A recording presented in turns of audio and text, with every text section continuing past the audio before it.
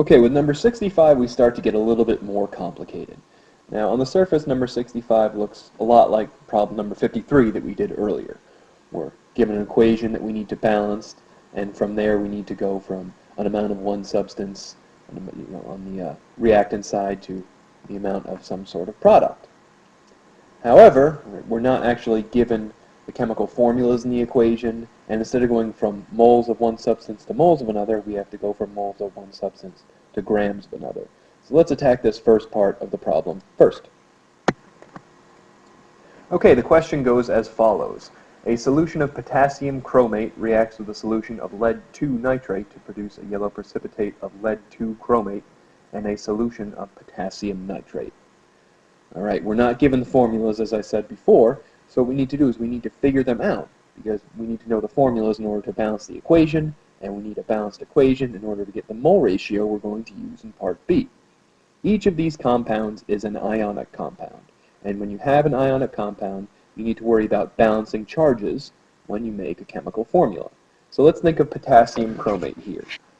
Potassium is K, and if you look at the periodic table, you can see that its most likely charge is +1, so we've got our K+. Chromate is a polyatomic anion. Okay, it's a tough one to remember, but if you flip all the way back to chapter 7, there's that nifty table of polyatomic anions, and it'll tell you that chromate is CrO4 2-.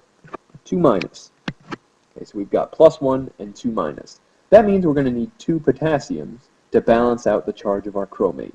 So our formula for potassium chromate is going to be K2CrO4. Okay, our other reactant is lead-2 nitrate. Whenever you see Roman numerals after the name of a metal, Roman numerals indicate that metal's charge. So when you have lead-2 nitrate, what you have is lead, which is Pb2, which means 2+, combining with nitrate. Nitrate's another one of those polyatomic anions. It's NO3-. Again, we have to worry about balancing these charges, so we'll need 2 nitrates, 2 of those 1- charges, to balance out our lead-2+. That gives us the formula PbNO3 2. This is a double replacement reaction, so what happens on the right side is our cations and our anions swap partners. So our lead-2+ is going to go with our chromate 2-, and our potassium, which has a 1+ charge, is going to go with nitrate, which has a 1-. So again, you got to worry about balancing charges. Our 2+ will cancel out our 2- for lead-2 chromate, so you get PbCrO4, and our 1+ will cancel out with our 1-, so you get KNO3.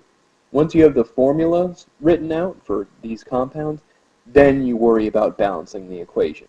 So you can make sure everything is balanced by just adding a 2 to the potassium nitrate on the right side.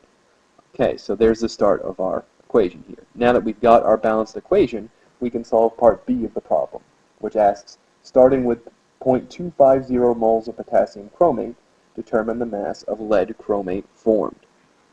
Alright, so as I said earlier, we've got the mole ratio. And what the mole ratio allows us to do is go from moles of one substance to moles of another substance. Back in chapter 10, we used molar mass to go from grams of one substance and grams of another substance. There's no direct way to go from grams of one thing to grams of another thing. So this problem is going to involve multiple steps. We're going to need to use mole ratio to go from moles of potassium chromate to moles of lead chromate, and then use the molar mass of lead chromate to go from moles of lead chromate to grams of lead chromate. From here, it's just a matter of figuring out what your conversion factors are and setting them up so that the units you don't want cancel out, and so that you're left with the units that you do want. So in our first step, we're going to go from moles of potassium chromate to moles of lead chromate. And to do this, you use the mole ratio. You get this mole ratio from the balanced chemical equation. The coefficients in front of lead chromate and potassium chromate are each 1. So our mole ratio here is 1 to 1. We need to make sure our moles of potassium chromate are on the bottom because we want to cancel them out. So if we stopped here, we'd be left with how many moles of lead chromate would produce from 2.5 moles of potassium chromate. Now that we have our moles of lead chromate, we want to figure out how many grams of lead chromate we have. You use molar mass to go back and forth between moles and grams. The molar mass of lead chromate is 323.192 grams per mole. What we need to do with this molar mass is arrange it so that our grams are on the top, because we want those as our units, and our moles are at the bottom, because we want to cancel them out. So we're going to multiply by 323.192 grams, and you'll be left with the answer to this problem, 807.98 grams. So if you start with 2.5 moles of capacity, 807.98 grams of lead chromate. In number 67, you're given a balanced chemical reaction to start off with. So you have this balanced chemical reaction, which is CH4 plus 3Cl2 goes to CHCl3 plus 3HCl. All right, CH4 is methane, CHCl3 is chloroform. What you're asked is, if you want to produce 50 grams of chloroform, how much methane in grams will you need? Okay, so we're going to need to make a bunch of conversions here. And it's going to take multiple steps, because again, we don't have a direct way to go from grams of one thing to grams of another thing. So if we look at our handy diagram here, we're going to need to go from grams of chloroform to moles of chloroform. You do that using the molar mass. We're going to need to go from moles of chloroform to moles of methane. You use the mole ratio to do that. And then we're going to need to go from moles of methane to grams of methane. You use the molar mass of methane to do that. So let's get started here. Okay, again, we're starting with a mass of chloroform. In order to get from mass to moles, we need to figure out what the molar mass is.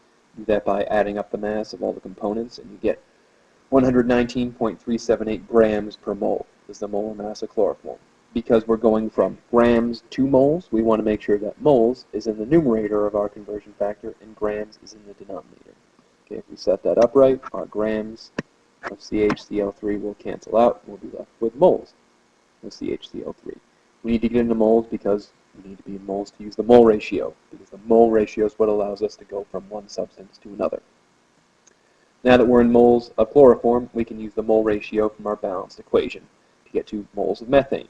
That mole ratio is 1 to 1, because the coefficients for both methane and chloroform are 1. So as long as we have our units set up correctly, it should work out fine. In this case, we're going to cancel out our moles of chloroform and be left with moles of methane. Our final step, we want to go from moles of methane to grams of methane. You do that using molar mass. We want grams on the top and moles on the bottom, because we want to cancel out our moles and be left with grams. The molar mass of methane is 16.043 grams per mole. We set up our conversion factor right. Units we don't want cancel out, and we're left with a total of 6.72 grams of methane. So if we start with 50 grams, or if we want to end up with 50 grams of chloroform, we should start with 6.72 grams of methane. 71 is a similar problem. I think what makes number 71 a little bit trickier is how it's worded. So again, you're given a balanced chemical equation. And on the reactant side, it says that 4 gold plus 8 sodium cyanide plus oxygen plus water gives you this NaAuCN2 plus sodium hydroxide. And you're asked, determine the mass of gold that can be extracted if 25.0 grams of sodium cyanide is used. What you want to do in part A is you want to go from grams of sodium cyanide to grams of gold, and they're both on the reactant side. That doesn't matter because we can still use the mole ratio to go from one substance to another. So just like in 67, we're going to go all the way around our little chart here. We're going to go from grams of sodium cyanide to moles of sodium cyanide, from moles of sodium cyanide to moles of gold, and from moles of gold to grams of gold. It's going to involve 3 steps. Okay, in order to get to moles of sodium cyanide, you need to use molar mass. Molar mass of sodium cyanide is 49.008 grams. We want our grams in the denominator because we want to cancel them out. So we set it up like this. Our grams of sodium cyanide will cancel out, and if we stopped here, we'd be left with moles of sodium cyanide. The mole ratio we use, again, is from our balanced chemical equation. The coefficient for gold is 4. The coefficient for sodium cyanide is 8. So our mole ratio we want to use here, again, because we want to cancel out sodium cyanide, is 4 moles of gold on the top and 8 moles of sodium cyanide on the bottom. Now we've got our moles of gold. Our last step is going to be to use the molar mass of gold to get from moles of gold to grams of gold. Molar mass of gold is 196.967 grams per mole. We want grams on the top and moles on the bottom. If we set up our conversions right, you end up with 50.2 grams of gold. Part B asks, if the mass of the ore from which the gold was extracted is 150.0 grams, what percentage of the ore is gold? Okay, this is a percent by mass problem.